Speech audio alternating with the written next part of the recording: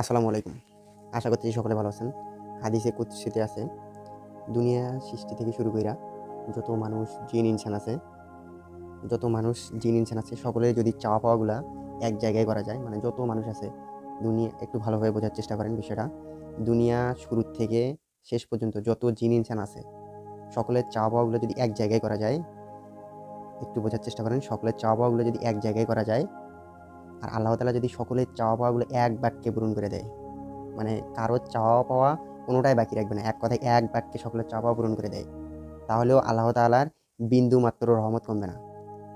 তো একটা জিনিস বোঝেন, আল্লাহ তাআলা যদি সকলের চাওয়া পাওয়া পূরণ করে দেয় তাও আল্লাহ তাআলার বিন্দু মাত্র কমবে না। আর এটা বোঝার ক্ষেত্রে বলছে যে একটা সমুদ্রের ভেতরে যদি একটা সুই যদি এখানে ডুবানো হয়, এটা যদি ওঠার পর আর নিচে যে একটা পানি আটকে থাকে, ওই পানিটুকু পরিমাণও আল্লাহ তাআলার কমবে না। তাহলে আল্লাহ তাআলার মানে ভান্ডারটা কত, আর আমরা একটুতেই নিরাশ হই।